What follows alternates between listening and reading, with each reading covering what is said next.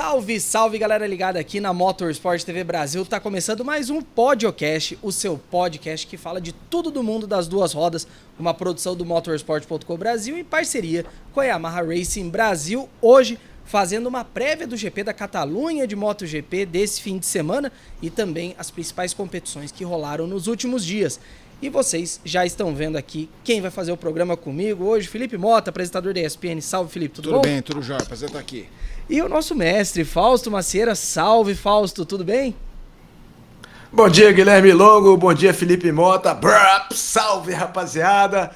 Parceria da Yamaha Racing Brasil com a Motorsport Brasil continua de mão no fundo, especialmente em semana de MotoGP. Vamos lá que tem muita coisa boa para falar. É isso aí, como o Fausto bem disse, mão no fundo, vamos acelerar porque temos muitas notícias do mundo da MotoGP aí nos últimos dias e vamos começar com uma que mexeu muito com o paddock na semana passada. O V4 da Yamaha tá chegando.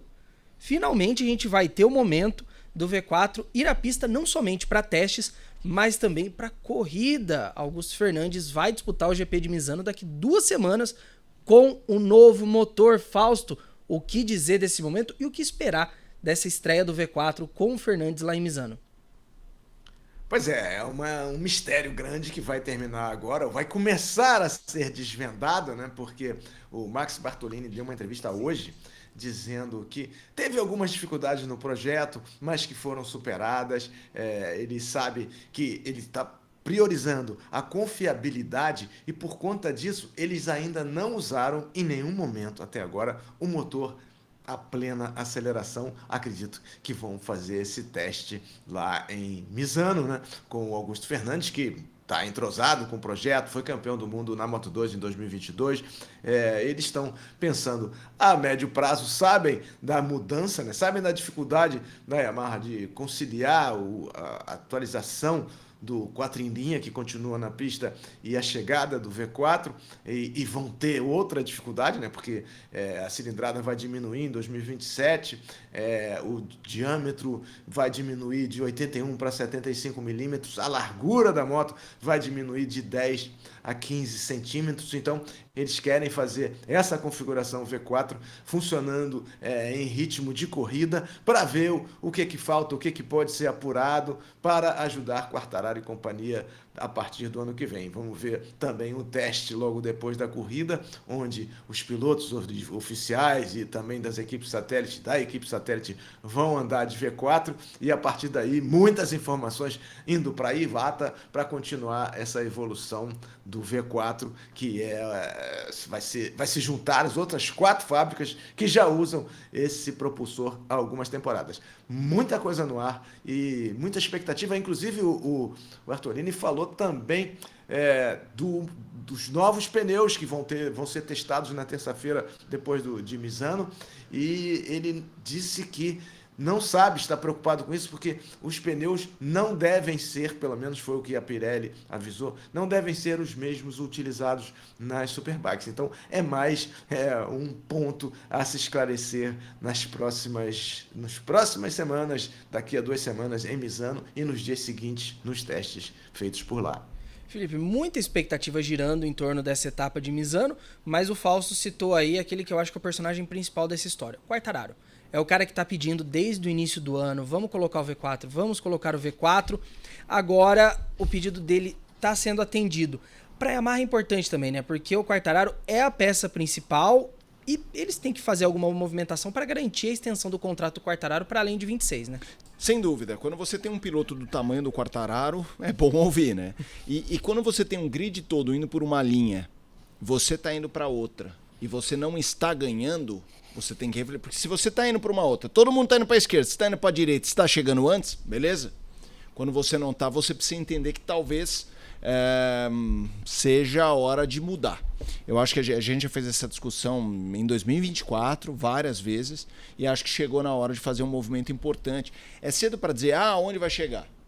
Eu acho que o que dá para a gente falar agora é o movimento certo, ponto. Agora tem trabalho, né? Tem muito trabalho, porque assim, se todo mundo foi para a esquerda e você foi para a direita e você resolveu ir para a esquerda, quem está na esquerda está com mais informação e mais detalhes, mais tempo, mais processos na sua frente. Isso não significa que a Yamaha, ao fazer esse movimento, vai estar atrás. Mas é um movimento que você tem que fazer por duas razões básicas. Todo mundo fez, você não. Todo mundo tá lá, você não, e não tá ganhando. E 2, se o cara que é responsável, seu principal foco de esperança, de o dia que você estiver brigando pela ponta, ser capaz de maximizar esses resultados, tá pedindo, você faz pelo menos pro cara ficar satisfeito. Ô Fausto, a gente tem comentários, né? O Quartararo fala muito disso, o Mark Marques também, quando ele corria na Honda, falava, né, que o estilo de trabalho das japonesas é diferente. É muito teste antes de colocar em prática, enquanto as europeias testam e já colocam em prática. Será que a Yamaha mudou um pouco o projeto do V4, né? Porque antes ia ser só um teste no pós-etapa de Misano e agora vai colocar com o Augusto para correr. Será que talvez as performances das últimas corridas, que foram até decepcionantes, um fator de propulsão para tipo, não, vamos colocar na corrida de uma vez e ver onde é que a gente se situa no meio do grid? Pois é, o Guilherme, eu acho que a grande pergunta do fim de semana vai ser se eles vão priorizar o desempenho ou confiabilidade. Porque até agora eles estão priorizando a confiabilidade, né?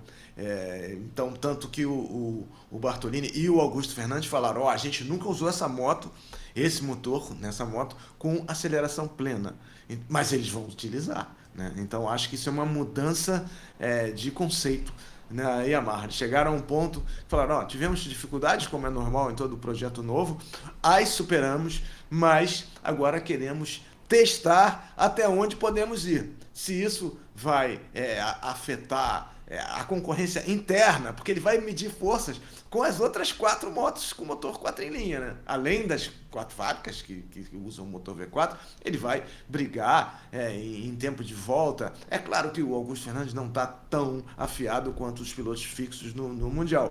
Porém, ele vai querer fazer um bom tempo. Ele está lá para isso, para mostrar o que pode, até onde pode chegar esse motor, e acredito que eles vão arriscar um mapa de potência muito próximo do máximo para poder obter o resultado, que é um resultado espelho, né? Que é um resultado que vai dar visibilidade se o caminho, até onde o caminho está sendo bem percorrido ou aonde falta fazer uma mudança de rumo. Como o Felipe falou, se você está a única exceção e os outros estão do outro lado, e se você não está conseguindo os resultados, você vai aderir aos outros. Ao mesmo tempo, se você tivesse conseguindo os resultados, os outros é que iam aderir a você, iam te copiar, né? Então, nesse momento, eu acho que a Yamaha está aderindo ao fluxo dos motores de V4, mas a gente vai ter uma boa noção disso ao longo do fim de semana, não digo nem na corrida, já digo na sexta-feira, no treino de sexta-feira, se vai, em que posição vai ficar, acho difícil ir para o Q2, mas em que posição vai ficar o V4 com o Augusto Fernandes comparado com os outros que estão em ritmo de corrida e com motos já bem dispostas em termos de dados e informações. Vai ser interessante demais. O que deve ter acontecido também eles devem ter tirado um tempo para tomar a decisão, e o primeiro semestre, eu gosto de dividir primeiro semestre porque a gente fala primeira metade, não necessariamente as pausas de verão, tanto na MotoGP como na Fórmula 1, equivalem à metade do campeonato, mas o primeiro semestre, muito embora a pausa seja em agosto, geralmente, na MotoGP em julho, que daí já é segundo, mas vocês entenderam, a primeira metade, primeira parte, a Yamaha tinha expectativa 25 dar um salto. E se a gente parar para pensar, a primeira metade apresentou um salto, assim, comparativo ao ano passado. O Quartararo teve alguns momentos, não só registrando pole, mas brigando por vitória. Teve problema em Silverstone, teve quebra de... a quebra foi em Silverstone. Mas teve ali 3 poles, se não me engano. Depois foram 4 poles, disputando ali top 5. Isso já era, imagino eu, um salto que permitia essa interrogação sobre essa definição no motor. Só que a volta das férias foi ruim, né? A volta da Yamaha foi melancólica comparativamente à primeira metade. Sim. Então talvez isso tenha acelerado esse processo gente. Talvez a primeira metade deixasse essa pulga atrás da orelha do tipo, cara, será?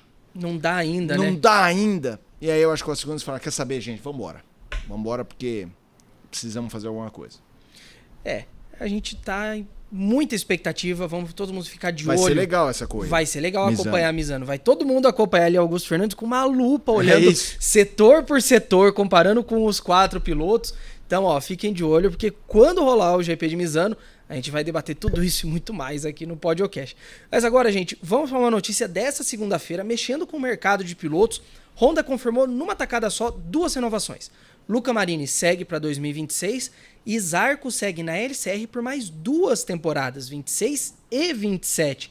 Felipe, o que dizer disso? Como que isso impacta o mercado de pilotos? 2 renovações que já estavam sendo muito discutidas. O Marini já se falava que estava acertado, mas agora confirmado, Marini mais 1 ano e Zarco mais 2. Marini que vem de uma ótima etapa, né? Foi muito bem na última etapa. Teve um ano acidentado, um ano difícil. E o Zarco, a gente sabe o que ele já fez em 2025, né? Me parece um movimento acertado. É engraçado, né? A gente tá numa fase, e sempre que a gente discute, inclusive, a situação do Diogo Moreira e outros pilotos, né? O Toprak já vem para Pramac e tudo mais, esse anúncio já foi feito há algum tempo. A sensação que dá nessa discussão de mercado de pilotos versus mudança de regulamento para 27... que tudo é um pouco, eu não sei se eu ia usar a palavra tampão, que eu acho que não combina, mas tudo tem um quê, me parece, de provisório, né, de prazo de validade, as decisões tomadas sem a convicção do longo prazo. É como se fosse, não, agora é o melhor a ser feito, é isso. Também acho que por causa dessa mobilidade entre os pilotos, o que pode acontecer tanto de quem vai subir, quanto entre quem está ali, né? Assim, quem está insatisfeito na montadora A, quem está crescendo na montadora B, e a questão do regulamento. Então, eu acho que isso muda tanto o olhar das montadoras para os pilotos, como das decisões que os pilotos estão tomando. Então, é engraçado, me pareceu meio protocolar. Quando eu vi o anúncio, me pareceu aquela coisa meio, sabe, renovação de contrato automática? Assim, aquela renovação de contrato de aluguel, que reajusta aí pelo índice. Me parece que está nesse modo, não para todo mundo, mas para muita gente na MotoGP. Fausto, o que você achou? O Zarco, inclusive, era um cara que estava pedindo um pouco mais da Honda, né, para 2026. Afinal, pódio, vitória, ele falou, se não for pelo menos a vaga na equipe oficial, que me deem um status de fábrica igual o Miri e o Marini. Pois é, assim, eram contratações, renovações já anunciadas, agora saíram no Diário Oficial, né? Então, isso. Agora tá totalmente definido, mas o que já estava no ar há muito tempo. E para o Marini foi um grande negócio, né? Sim. A informação sobre o Marini é que ele pontuou em todas as etapas que participou, não pontuou em algumas porque se machucou e tal, mas já fez o triplo de pontos que fez no ano passado, o que indica não só uma melhoria dele, mas uma melhoria do próprio equipamento, né? É a equipe que já venceu, mas não venceu com ele, não venceu com o Mir, campeão do mundo, venceu com o Zarco. E o Zarco, se está sorrindo na foto oficial, pela renovação dos 2 anos, está muito aborrecido. Eu tenho certeza que o Zarco está aborrecido. Já li sobre isso, especialmente na imprensa francesa. Aí falando, mas aqui, o Marini pontuou em todas as etapas, mas eu estou muito na frente dele no campeonato. Ele caiu. Mas ele caiu, né? O Bezek está na frente do Martin no campeonato. O Martin caiu, ele não tem nada a ver com isso. Então, acho que isso fecha totalmente. Ele está com 35 anos, 2 anos de contrato, fecha a possibilidade dele estar numa equipe oficial, né? Então, o Zarco teve em qual equipe oficial? A única que ele teve, ele saiu brigando, falou que a moto era um dejeto, né? Falou que a moto era um dejeto, foi expulso da KTM, ele foi expulso da KTM. Foi a única moto oficial que ele teve, ele ficou meses, né? Parece coisa do Romano Fenati. Ficou meses que falou mal da moto e falou mal da decisão hoje. Hoje ele falou mal, estava triste, estava aborrecido, disse, eu testo as coisas, os outros usam, eu não uso. Agora, nem testar mais eu vou. Não vão me dar atualizações e provavelmente não vão dar no ano que vem também para ele, né?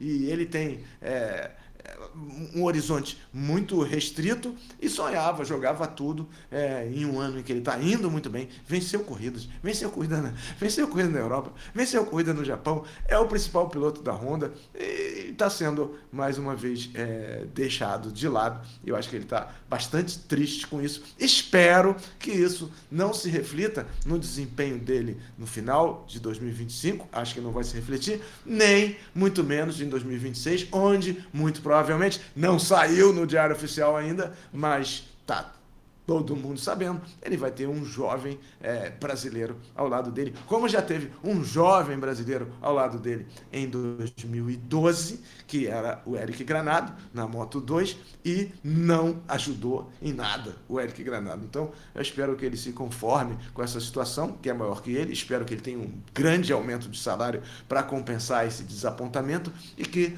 não deixe de passar algumas informações ou um pouco da experiência de bicampeão da Moto2 que ele tem para o futuro companheiro de equipe dele, seja de que nacionalidade for. Bem, a gente vai ficar acompanhando isso, notícias do mercado de pilotos, né, que ainda não está fechado para 2026, como o Fausto falou, ainda não está publicado no Diário Oficial da União a situação do Diogo e temos outras vagas em aberto. Mas, senhores, quero trazer aqui uma pauta um pouco diferente.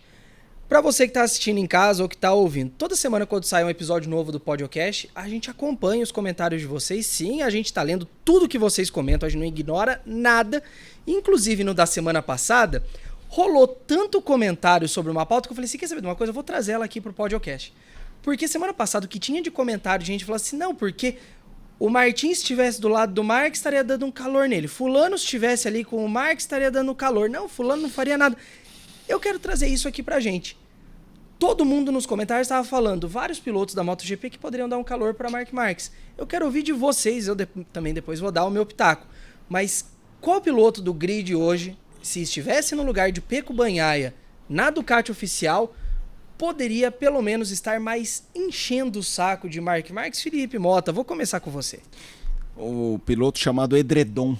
É o único piloto que dá pra dar calor nele. Você coloca, ele vai suar. Ou sauna. Sauna. Um piloto chamado Sauna. Não, é que eu acho que existem duas discussões. A primeira, assim, quem você colocar na Ducati, eu acho que ninguém.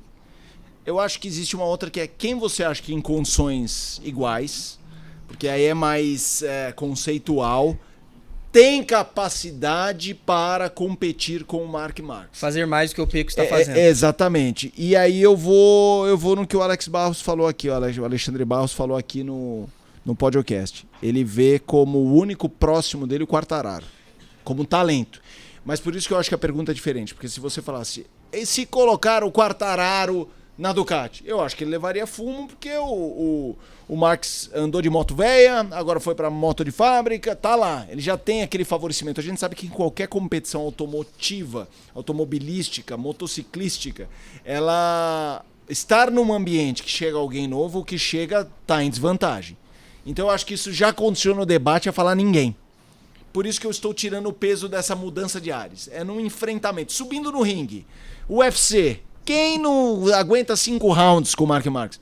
Cara, eu acho que é o Quartararo e talvez um dia o Acosta. Que hoje não. Hoje não. Hoje sim, hoje sim, hoje não, hoje sim, não. Hoje não. Então eu acho que é isso, cara. Eu acho que é o único cara que assim tem punch pra subir no ringue e não ser nocauteado é o Quartararo. Fausto, eu quero a tua opinião. Eu tenho certa discordância com a Acosta, mas eu vou deixar a minha pro final. Quero saber se você concorda com a opinião do Felipe e se você botaria mais alguém aí nessa lista. Pois é, a opinião do Felipe é a opinião reinante, é a opinião do Alexandre Barros, é a opinião do Giacomo Agostini, é a opinião reinante no paddock. Porém, eu queria fazer uma inversão. Vamos lá. Pergunta. Bora. A inversão seria o seguinte: pega o Marc Marques e bota numa Yamaha YZR. Sim. E aí, em vez de colocar.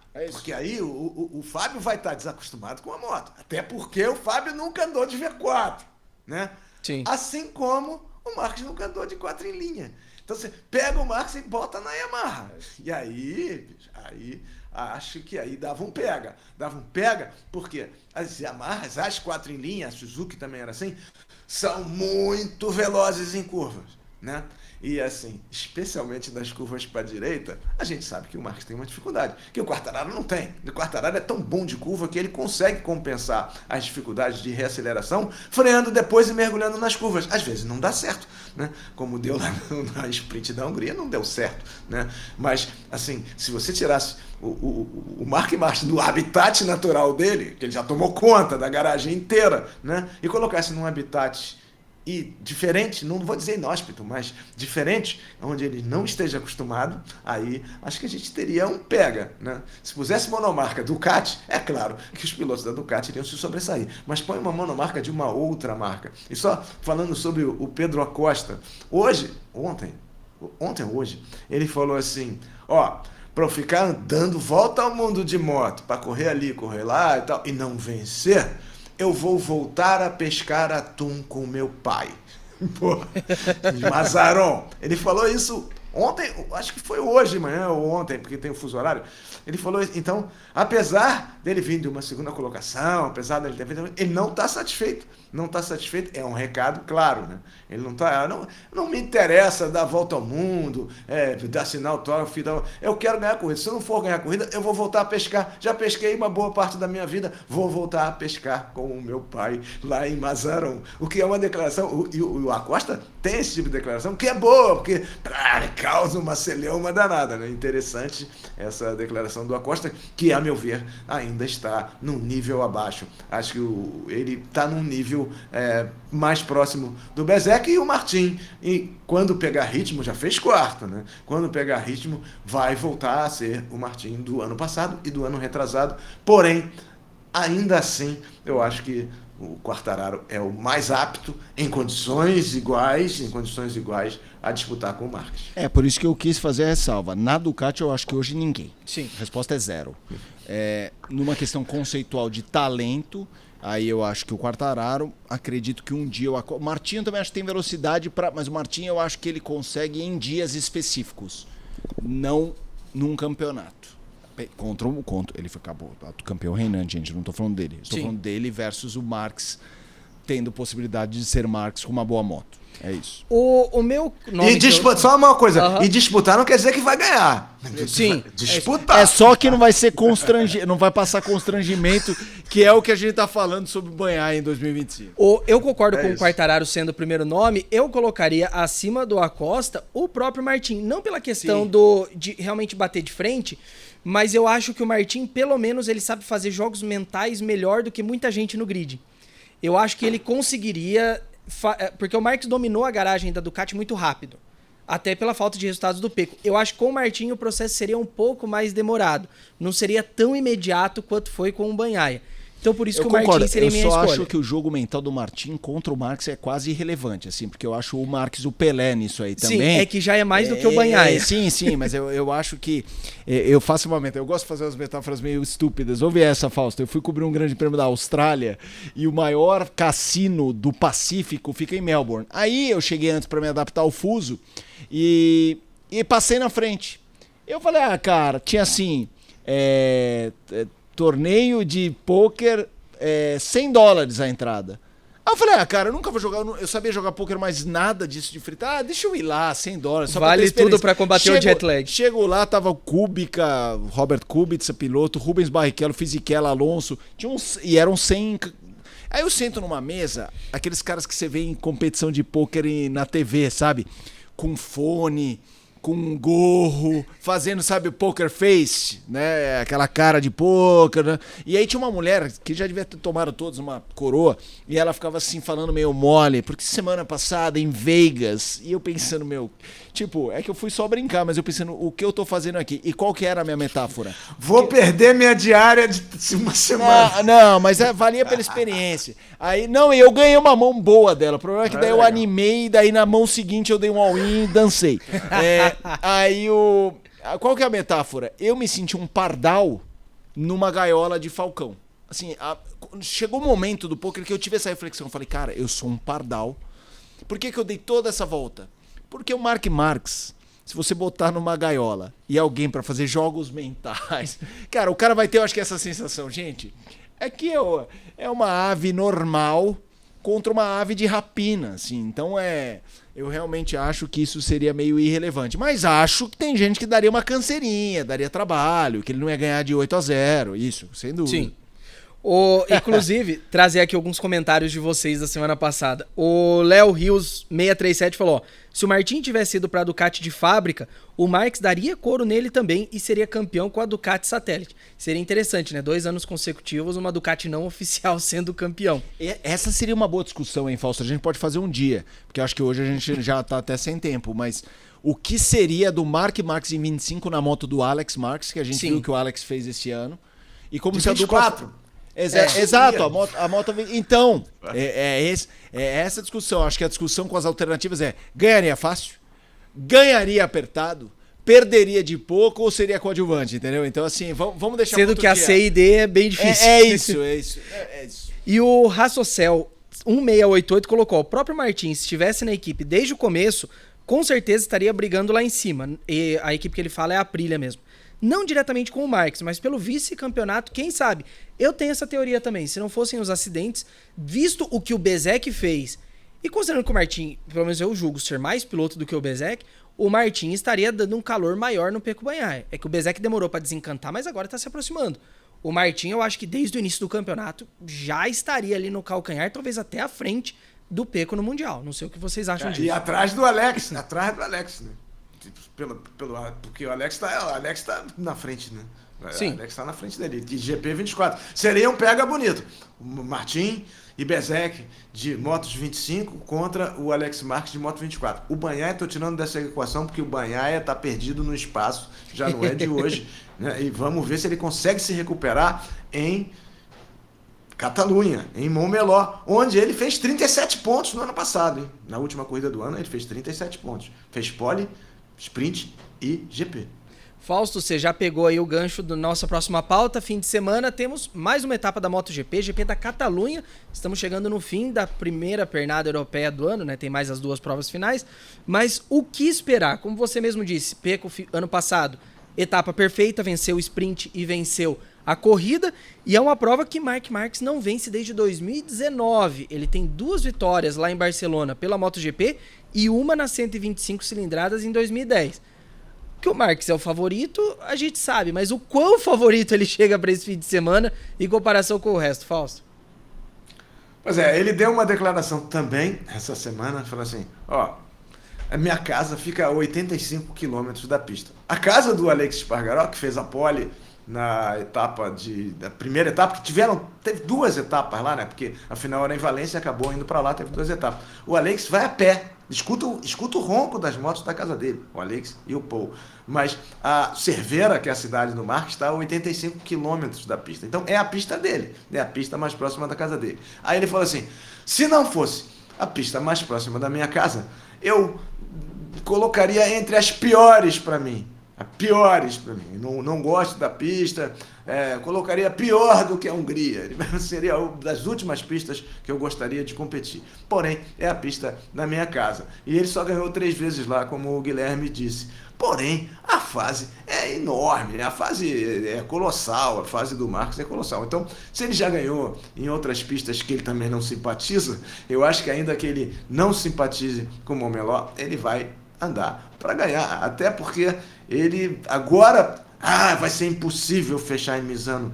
Não é tão impossível. Ele tem que fazer mais 47 pontos do que o Alex Marques, não Bezzecchi, não Bagnaia, Alex Marques, que é o adversário direto, nas próximas 2 corridas. Então, são 74 pontos, ele precisa fazer 47 para chegar lá. Então, a situação é favorável ao Marc Marques e ele acho que prefere, né? Não estou na cabeça dele, fechar esse título logo na Europa antes de ir para a Ásia. Ir para a Ásia em ritmo de festa. Vamos ver se isso vai acontecer. Mas ele é um dos grandes favoritos numa pista onde a Yamaha vai ter dificuldade, porque tem uma reta de 1.047 metros, né? E são 15 curvas, sendo 8 direitas do braço, é a curva do braço, e 6 esquerdas, largura 12 metros. Então, o Marques realmente não tem uma estatística boa lá, ao contrário do Bagnaia, porém, o momento não é do Bagnaia, não é do Alex Marques, é do Marques. Felipe, muitas histórias em Barcelona, foram quantos GPs? De Fórmula 1? É. 5, 6, 7, 8, 9, 10, 11, 12, 13, 9. Deve ter história em Barcelona. Então, fala pra gente da pista, é uma pista legal, também para acesso. Como que é lá o circuito de Montmeló? Não é meu favorito, não. Porque essa sensação de que você está em Barcelona, não, você não está em Barcelona, você está longe, então você não curte Barcelona. E eu tô falando isso do ponto de vista de Fórmula 1, porque... opa, a sirene tá passando. Não é pra cá, eu estou tranquilo, porque passou e foi embora. Que bom, boa, Fausto, tava só me certificando. É que ela é uma pista, assim, no calendário da Fórmula 1, nos meus tempos, eu brincava de transformar o calendário como se fosse o Campeonato Brasileiro de Futebol. Quem luta pelo título, quem é G4 de Libertadores, Sul-Americana e contra rebaixamento. Cara, Montmeló pra mim era contra rebaixamento. Era time que lutava contra rebaixamento. Mas vamos lá. Expectativa alta. Acho que tem muitos componentes, só acho que a gente tá dando volta, looping, né? A gente déjà vu, a gente sempre fala assim, mas aí o Banhaia, acho que a gente falou que é Áustria, né? Não, ele venceu as últimas 3 vezes na Áustria, e que maravilha, que aconteceu nada. Porque não sei o que, porque o Marx está dizendo que... Tá, isso posto, o que eu espero, Marx triturando e Banhaia mal. Quem no pódio? Sei lá, porque esse é o lado bacana do ano. O lado bacana do ano é que o complemento do pódio ao Mark Max não tá óbvio. Tem história. Esse miolo, que não é nem tão miolo, a gente tá falando da ponta, que se você agrupa todo mundo, você chega até, sei lá, o 8º, no 10º lugar, tem bastante história aí. Eu acho que essa é a questão, entender se o Bezek continua muito bem, se o Martin... corrida por corrida vai melhorando, o Acosta, o Alex Marques que sumiu, a gente tá falando do Banhaia, mas a segunda metade do Alex Marques começou muito mal. Sim. Então tem bastante coisa, a Aldegger fez corridas muito sólidas. Será que a Yamaha reage depois de voltar das férias mal? Tem bastante coisa pra gente entender agora. E pra fechar aqui a nossa prévia do GP da Catalunha, vamos ficar de olho nos 2 brasileiros, afinal esse fim de semana tem Moto E também. Sim. Então temos Diogo Moreira na Moto 2, buscando aí se aproximar ainda mais do Manu Gonzalez, quem sabe essa já é a etapa que ele passa o Aron Canet, Fausto, e assume a vice-liderança, e também o Diogo buscando aí um fim de semana sólido nesse processo de recuperação dele, né?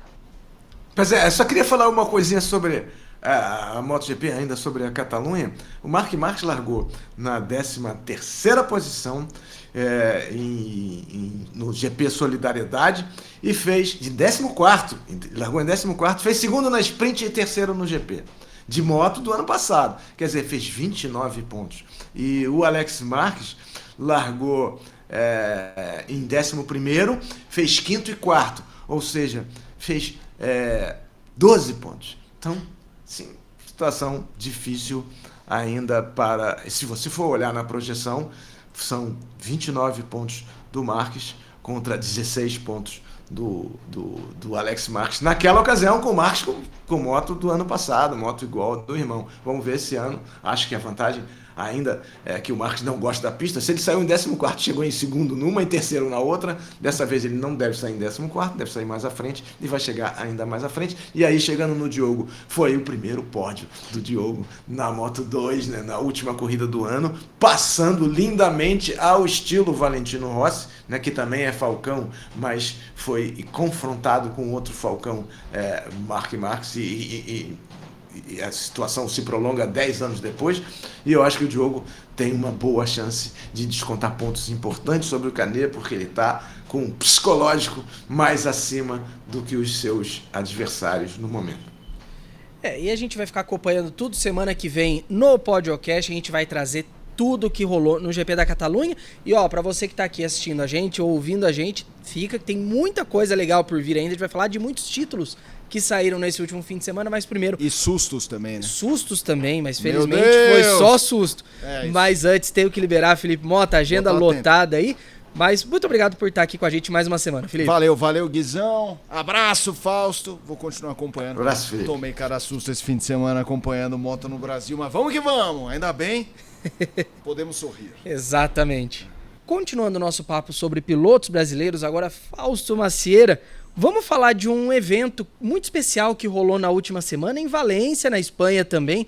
Tivemos o Master Camp da Yamaha, presença aí de 2 pilotos brasileiros entre os selecionados, o Mário Salles, que é o nosso representante, um dos nossos representantes, né, no Mundial de R3, está mandando muito bem, 5º colocado nesse momento no Mundial, e também o Leonardo Marques, que está liderando a R3 Blue Crew Latinoamérica esse ano. E olha, um evento muito legal, 10 jovens pilotos do mundo todo foram selecionados para ter realmente uma semana de treinamento intenso lá em Valência. E olha, presença de ninguém mais, ninguém menos que, Fábio Quartararo, Alex Rins, Jack Miller, isso só da MotoGP. Teve também Izan Guevara, Jonathan Rea, uma lenda aí do Superbike, muito mais falso. O que falar de um evento desse que você tem professores nesse calibre? Pois é, teve o esquadrão inteiro da Yamaha, né? Teve o Garner, o Manzi, o Guevara, o Arbolino, o Quartararo, o Rins, Miller, Miguel Oliveira. Sim, foi uma festa imensa. Esse Master Camp é o sucessor do VR46 Master Camp. A Yamaha levou para a pista do Aspar Martínez, em Valência, e vários pisos. É um complexo esportivo. Os pilotos, claro, aprenderam demais, conviveram com lendas do esporte, né, com pilotos que estão em atuação, com campeões mundiais, né, com super campeões. Isso para eles foi muito bom. Treinos em vários pisos, formato parecido com o que existia anteriormente, mas agora totalmente para o lado Yamaha e não mais na Itália, mas sim na Espanha. Foi uma experiência incrível que eu acho que eles vão levar para as próximas apresentações. O desempenho vai melhorar, porque quando a confiança aumenta, o resultado vai acompanhando, né? E parabéns para a turma que compareceu. 8 países participaram de 5 continentes e os nossos 2 representantes se deram muito bem e receberam muitos elogios, que de nomes consagrados só inspira a ir muito além, que é o que eu acho que vai acontecer no futuro próximo. E como o Fausto bem falou, né? Muitos aprendizados, e a gente tem um depoimento aqui do Mário Salles, o nosso piloto brasileiro do Mundial de R3, falando um pouquinho sobre como foi essa experiência lá em Valência. Dá uma olhada. Fala pessoal, fala Fausto, tudo bem? Bom, tô bastante contente de estar gravando esse vídeo para vocês hoje. Bom, estamos aqui na Espanha, nosso último dia aqui, daqui a pouco já estamos indo embora. Tivemos essa semana aqui no Master Camp, tive uma oportunidade que a Yamaha me deu aqui, a gente está aqui aproveitando todos os dias com os pilotos da MotoGP, do World Superbike, então adquirir bastante experiência, estou bastante contente com os nossos resultados, consegui atingir nossos objetivos.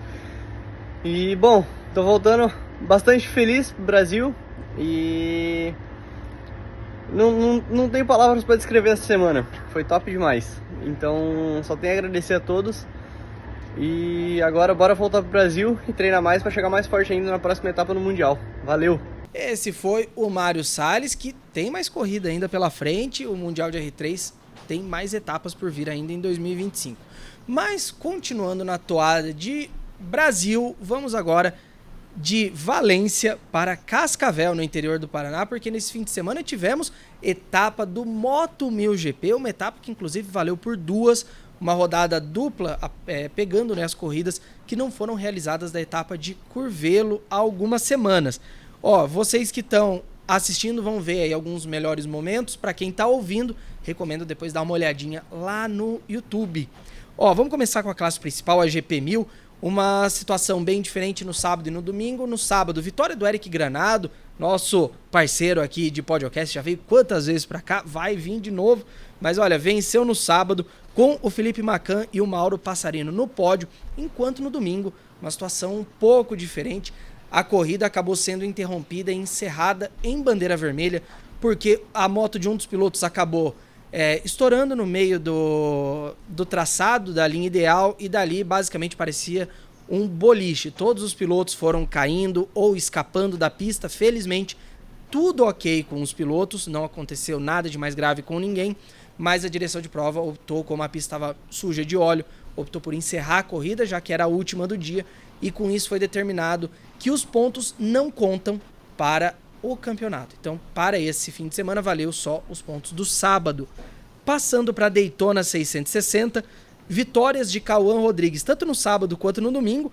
E no domingo, uma corrida com um final espetacular, uma diferença de apenas 1 milésimo de segundo. 1 milésimo separando o primeiro e segundo colocado. Então, um final insano. Na GP600, dupla vitória do Kevin Fontainha. O turquinho, né, o Humberto Maier, foi o segundo colocado no sábado, e no domingo a gente teve o P2 do Riccieri Luvisotto. No domingo, também mais um acidente um pouco mais impressionante. O Kevin e o Turquinho estavam disputando a liderança, eles estavam numa corrida à parte deles, bem distante dos demais. Acabou tendo ali um contato, o Turquinho acabou indo para o chão, felizmente. Tudo ok também com o Turquinho, ele inclusive compartilhou depois uma foto do capacete dele, como é que ficou, e que mostra realmente o nível da segurança que a gente chegou hoje nas competições. E para fechar, na Motul 300 V Cup, no sábado, uma vitória dominante do Santiago Vogel, abriu 10 segundos de vantagem para o segundo colocado. E no domingo, uma vitória do Vitor Hugo, próxima etapa do Moto 1000 GP Santa Cruz do Sul, agora daqui mais de um mês, em 4 e 5 de outubro. Fausto, Moto 1000 GP também pegando fogo esse fim de semana, muitas disputas boas e, como o Felipe falou antes de sair, né, alguns sustos, mas que felizmente foi só susto. Pois é, muitos sustos. Muitos sustos. O acidente da Moto 1000 GP foi impressionante. O motor explodiu, vazou uma quantidade imensa de óleo num ponto perigoso da pista.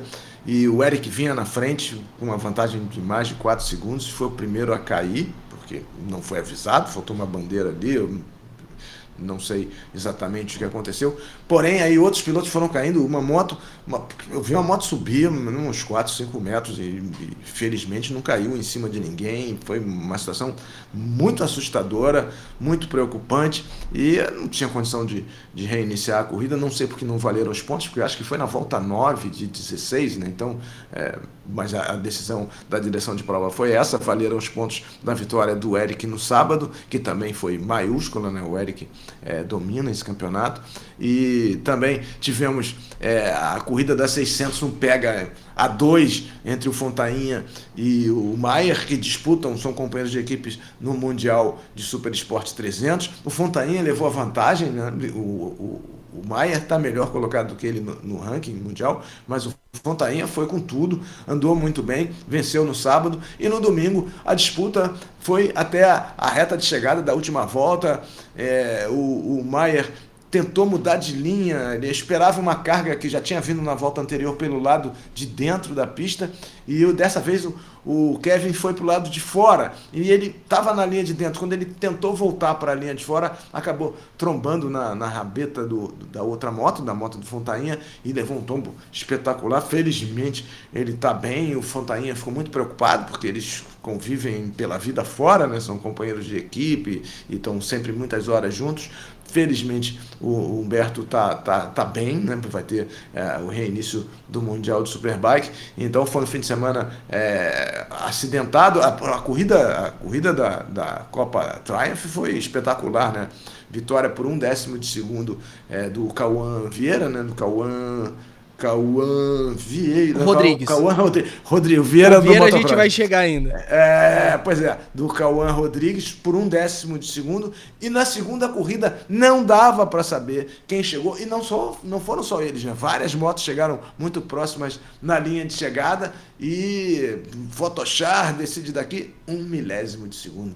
Essas categorias que têm igualdade de equipamento, como é a R3, como é a R15, dão margem a esse tipo de disputa, que é sempre intensa, é sempre eletrizante, o público gosta muito. É uma pena que a gente não tenha tido o final da Moto 1000 da classe principal, né? Mas da GP 1000, mas foi um fim de semana bastante movimentado lá em Cascavel. Ainda bem que o tempo colaborou e tivemos grandes disputas em todas as classes. Parabéns a quem completou a prova e, felizmente, os acidentados não se machucaram seriamente. Vamos para a próxima.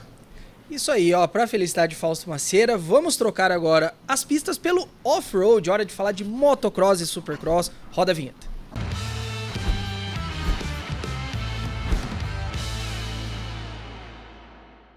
Não foi só o brasileiro de moto velocidade que correu nesse fim de semana, tivemos também o brasileiro de motocross, penúltima etapa da temporada 2025, lá em Rio Verde, Goiás. E olha, das 4 classes / competições, 3 definiram os campeões nesse fim de semana, mas vamos começar primeiro com a principal, a única que não definiu o seu campeão, a MX1.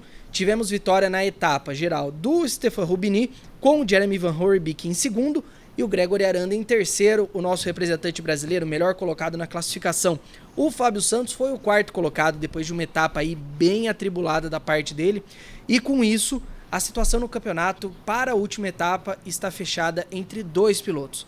Rubini lidera 347 pontos, o Fábio Santos 332.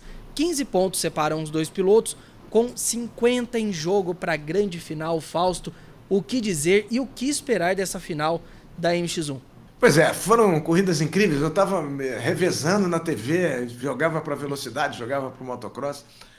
Corridas sensacionais, né? Corridas muito interessantes. Na MX1, o Fabinho, nosso representante, brigando contra o mundo, né? O Fabinho contra o mundo, né? Porque o Rubini francês, o Van Horebeck belga, o Gregory Aranda também é francês, o Carlos Campano é espanhol, tivemos também o Guilherme Bresolin participando. O Fábio Santos fez 2 corridas muito boas. A pista era bem difícil, era bem no formato, o Guilherme, do Mundial, porque era uma areia pesada, né? A pista era boa, mas era um formato que os estrangeiros estão mais acostumados, né? Muitas valas e de encaixes difíceis, um triplo imenso e assim, e o Fabinho largou as 2 na ponta, né? Mas teve dificuldades porque o Van Horebeck, vice-campeão mundial, é um piloto que tem enorme experiência, especialmente nesse tipo de pista. Então ele pressionou o Fabinho e foi meio esquisito, né? Porque ele fez uma sinalização para o Fabinho passar. E quando o Fabinho botou para passar, ele espremeu no paredão, né? E assim, foi bem esquisito. Aí o Fabinho na segunda posição, à frente do Rubini, mas aí o Fabinho acabou caindo e o Rubini, o Van Horebeck fez um jogo de equipe, deixando o francês ganhar. E na segunda etapa também, novamente, o Fabinho largou na frente, um ritmo intenso, ele não está 100% fisicamente, acabou sofrendo uma nova queda, avariou a moto e não conseguiu uma colocação que desse uma vantagem para ele. No final da primeira bateria, ele estava a 1 ponto do francês. Na segunda bateria, essa diferença subiu para 15 pontos, porque novamente houve um jogo de equipe, que é permitido um jogo de equipe, desde que não seja... desde que a prioridade da corrida não seja prejudicar o adversário, né? E essa interpretação é do diretor de prova e ele não viu essa possibilidade. Então os resultados foram mantidos. Agora a distância aumentou muito, né? O Fabinho teve problemas na etapa passada, onde ele tinha uma vantagem de 16 pontos e acabou cedendo essa vantagem. Agora ele está a 15 pontos, faltam 2 baterias de Indaiatuba daqui a 2 semanas, pista da Honda. Os pilotos da Honda treinam bastante lá, então é uma missão difícil para o Fabinho. O Carlos Campano precisa largar melhor nessas próximas etapas para poder fazer o que os adversários estão fazendo, né? Fazer um jogo de equipe para proteger o Fabinho, mas o Fabinho não depende apenas dele, do desempenho dele. Então, são circunstâncias que fogem ao controle dele nessa próxima etapa, mas de toda forma, vamos ver o que vai acontecer, porque como a gente viu, tanto na terra quanto no asfalto, as coisas mudam muito rápido nas competições. Pra gente fechar aqui o nosso papo de MX1, a gente vai falar das outras classes da sequência, mas temos aí algumas declarações do Fabinho Santos. Pode rodar aí.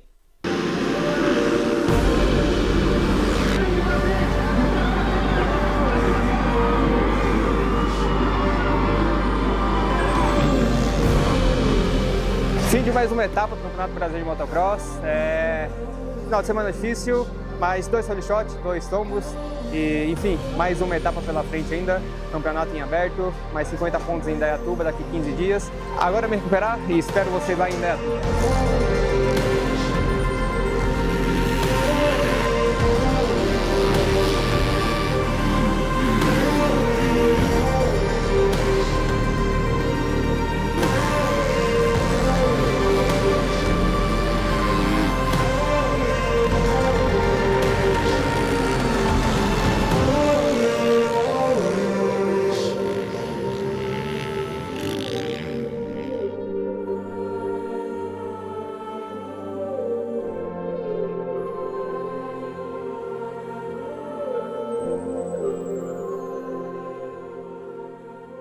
Esse foi o Fábio Santos. Vamos falar agora das outras classes que já definiram seus campeões com uma etapa de antecedência. Na MX2, o Betibúrcio foi o segundo colocado na etapa, mas com a pontuação já tá tranquilo, 52 pontos de vantagem, com 50 em jogo, já tá campeão.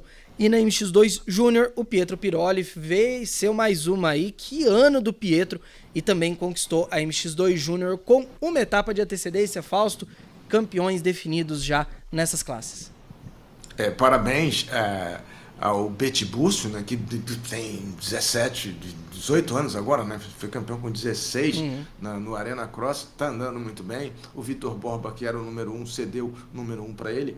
O Benjamin Garibe venceu a etapa, piloto do Chile, andou também muito bem, mas não foi suficiente para, no conjunto do campeonato, derrotar o Betibúcio.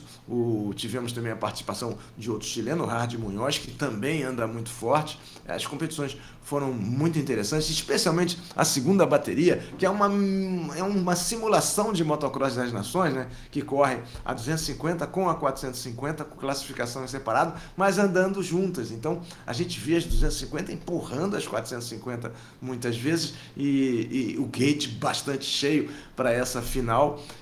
Foi uma grande competição. A pista é no meio de uma área agrícola, mas um lugar muito bonito, muito bem construída, e os pilotos deram realmente um grande espetáculo para quem acompanhou pela TV, e especialmente para quem esteve lá vendo as competições de sábado e de domingo. Sem dúvida nenhuma. E ó, a gente tem um pouquinho aí da comemoração do Pietro Piroli, celebrando esse título da MX2 Júnior. Dá uma olhada.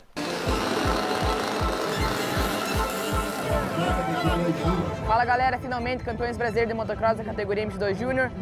Foi uma temporada de altos e baixos, mas sempre com o objetivo de ser campeão em mente. Então não baixei a cabeça, foquei, consegui fazer ótimas corridas, venci bastantes etapas e é isso aí. Agora estamos aí, campeão brasileiro. Só tenho a agradecer a todo mundo que torceu por mim, minha equipe, meus pais, meu mecânico, e é isso aí. Valeu!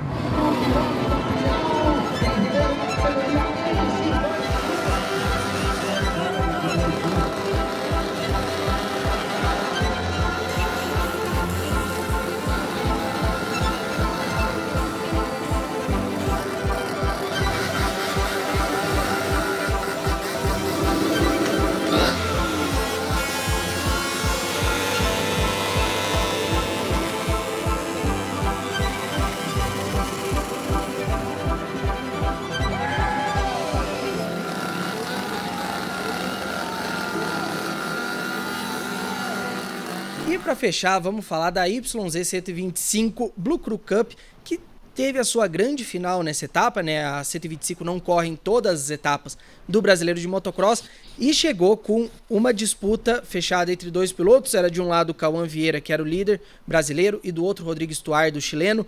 E o Cauã Vieira não teve a vida das mais fáceis, foi apenas o 5º colocado na bateria, mas o Stuardo foi o 3º. E com isso, título brasileiro, Cauã campeão com 181 pontos contra 158 do Stuardo.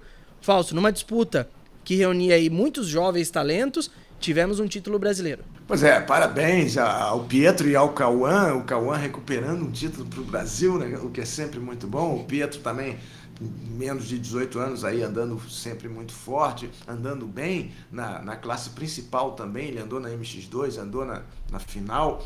Então, para nós foram dois resultados muito importantes. Parabéns para os novos campeões das categorias MX Júnior e YZ 125 Cup. E o Cauã vai para o Motocross das Nações, né? Vai nos representar lá na Copa YZ. Então, é sempre um momento que todo piloto sonha, e a gente vai ter no dia 6 de outubro Motocross das Nações com brasileiros na pista em várias categorias. Vai ser muito bom. Vamos ouvir um pouquinho o que o Cauã teve a dizer aí dessa final da YZ e também da conquista do título. Meu nome é Cauã Vieira e eu sou campeão brasileiro na IMS YZ 125 Blue Crew Cup.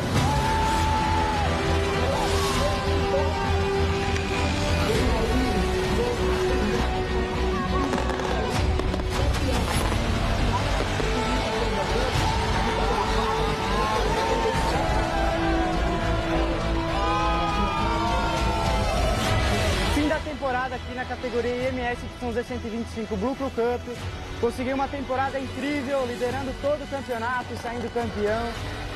Muito feliz com esse meu primeiro título brasileiro e vou em busca de mais, com certeza. E é isso aí, só gratidão a Deus e a todos que torcem por mim. e a MX2 Júnior que me espere ano que vem. E agora, entrando na reta final do nosso podcast, voltamos a olhar lá fora, Fausto Macieira, e agora olhando para o próximo fim de semana, que não tem só MotoGP na Catalunha, tem também MXGP, antepenúltima etapa da temporada 2025 lá na Turquia, e AMA Super Motocross, iniciando aí os playoffs, valendo $1 milhão, a primeira das 3 etapas. O que esperar desse fim de semana das duas categorias? Pois é, reta final do MXGP, né? O Romain Febvre liderando a caminho de mais um título mundial, ele que foi campeão em 2015, é um piloto veterano. Na MX2 as coisas ainda estão mais em aberto, mas o Lagenfelder tem a vantagem da liderança. O Super Motocross é um campeonato que é difícil de calcular, eu vou me informar melhor, porque ele soma todos os pontos do AMA Motocross com os pontos do AMA Supercross. Então, pilotos como o Jet Lawrence, que não participou de todas as etapas do Supercross, não participou da maioria, mas ele tem muitos pontos no Motocross, então ele pode compensar essa ausência dele. Aliás, o Hunter, irmão dele, também teve um acidente e ficou fora da maior parte da temporada do Supercross, mas compensou no Motocross. Então, abre outras oportunidades. Quem eu acho que chega lá com uma grande chance de bisar o título do ano passado é o Hayden Digan, né, que foi bem nos dois campeonatos, no Motocross e no Supercross, sendo que esse campeonato são 3 finais seguidas em 3 pistas diferentes, pistas enormes, misturando obstáculos do Motocross e do Supercross, com $10 milhões em prêmios para uma série de pilotos que se classificarem melhor, sendo que para o campeão na 450, $1 milhão, né? Quase $6 milhões. E na 250, $500 mil, quase $3 milhões. Então, aquela corrida do milhão, é a corrida do $1 milhão. São 3 corridas, mas são corridas que vão pagar um prêmio muito bom para os atletas, e eles vão se esforçar ao máximo para conquistar esse prêmio e esse saldo bancário antes de seguirem para o Motocross das Nações. A gente ainda vai ter o Mundial do Supercross, então campeonato, a temporada 2025 cada vez maior, e a gente mais feliz com esse aumento das corridas ao longo do ano. É isso aí, ó. E semana que vem no podcast a gente vai repercutir tudo do MXGP, tudo do AMA Super Motocross, e você vai acompanhar tudo aqui com a gente. E, meu gente, com isso vai chegar ao fim mais uma edição do podcast. Fausto, quero agradecer muito a tua presença aqui hoje. Olha que a gente falou bastante, não só de MotoGP, mas também do principal que está acontecendo no Brasil e no mundo. Pois é, falamos até de pescaria, né?